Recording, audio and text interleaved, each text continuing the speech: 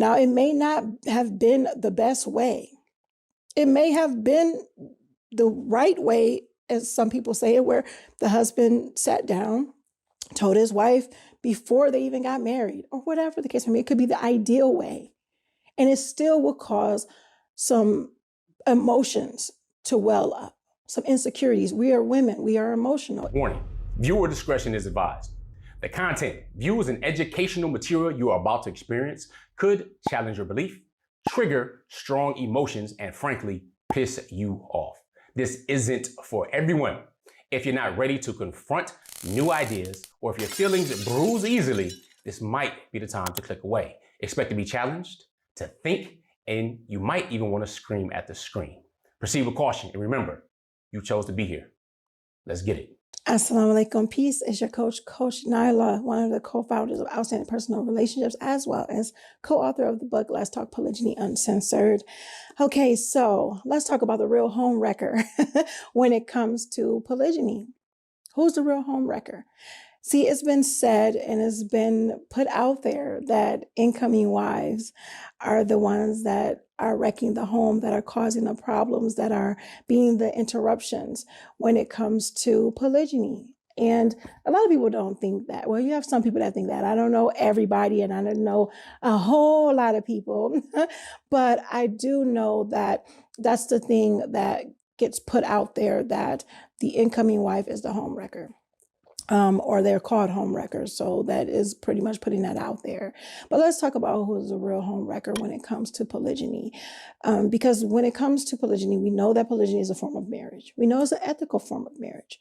We know that it's when one man is married to multiple women. And although it may not be legalized in some states, that doesn't mean that it's, not lawful, or not lawful.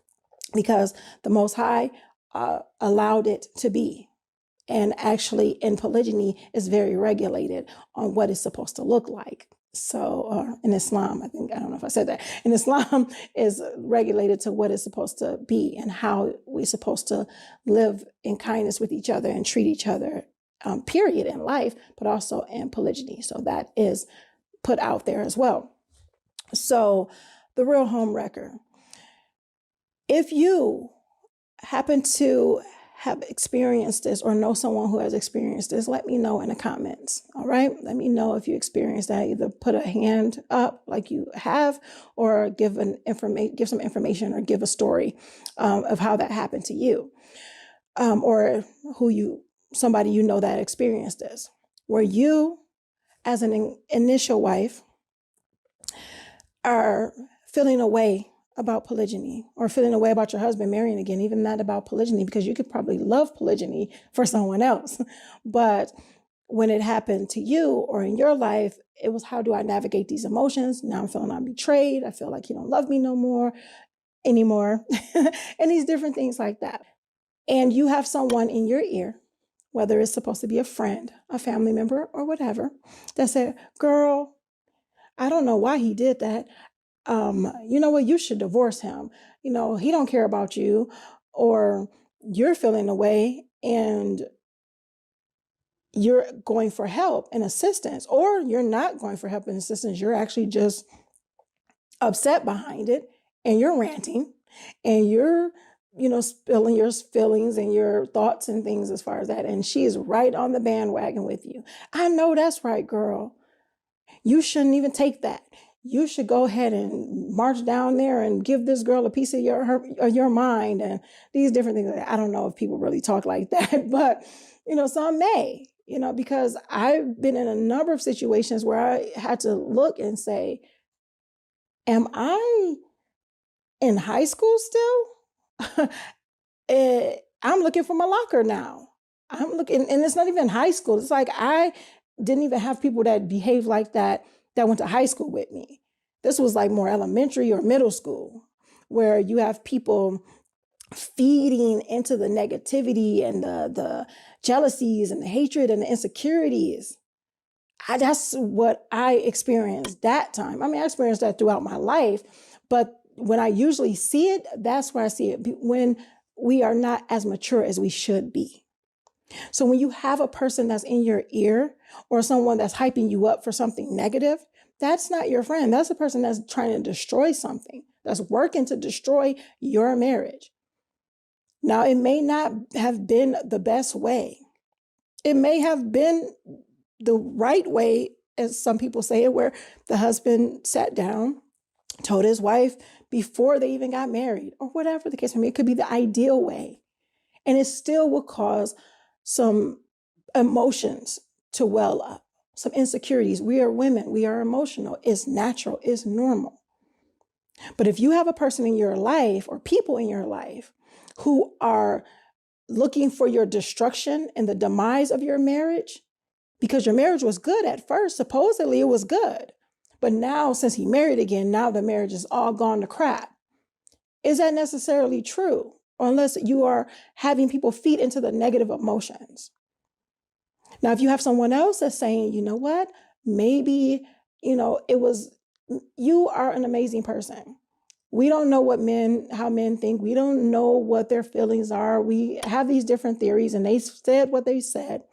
Let's take it how it is and let's build your marriage. How about you build your marriage, work on your marriage? If you have someone that's encouraging you, that's building you up, that's not kiki cat with you about what the co-wife doesn't have or what she looked like or how fat she is or how skinny she is or how she don't dress well, whatever the case may be, that's negative. That's being a homewrecker. That's someone who's causing issues in your life and in your marriage, because even if you're talking about your co-wife and you're like, well, what does that have to do with me? What does it have to do with my marriage? Same thing, like, what does her marriage have to do with yours?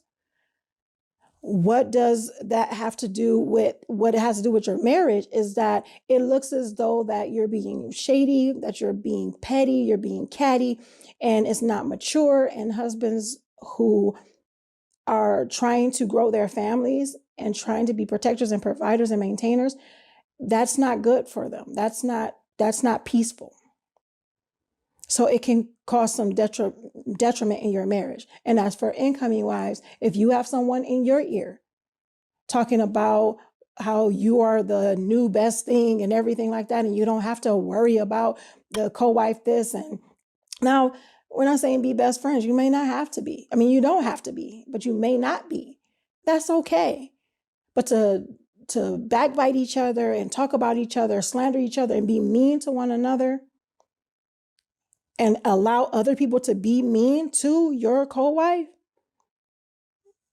that's not okay, because it's not showing that unity. And even if we are not blood related, which we won't be, but, if we're not, we're sisters in humanity, we're sisters in Islam if you're Muslim. So you want to make sure that you keep yourself in the proper light. And you want to keep those people around you that are going to help you be mature and to be better and to improve your marriage instead of wrecking it and tearing it up. So hope you guys got some really good information from that. My co-wife and I, we get into and train on how to have a cordial relationship with your co-wife, because you don't have to be besties, but why it's important to actually have a cordial relationship, how to have a cordial relationship, and what that means for the betterment of the legacy of your family in our Women's Polygamy Masterclass. So if you have not registered for it, make sure you register and look at the links in the description, because that's where it will be. So make sure you register for that, because we definitely look forward to training on that and showing you that how to do that in the class. It was something I was going to say, totally forgot what I was going to say, and I don't want this to go on too long. So hope you guys really got some good information from this video. We definitely got to be careful with the home wreckers that we are allowing in our lives, and not look at, we have to mind our own marriage. And that's also being mindful of who we are allowing to give us advice and whose advice we are actually taking when it comes to our marriages, because they are not us and they are not living the life that we are living.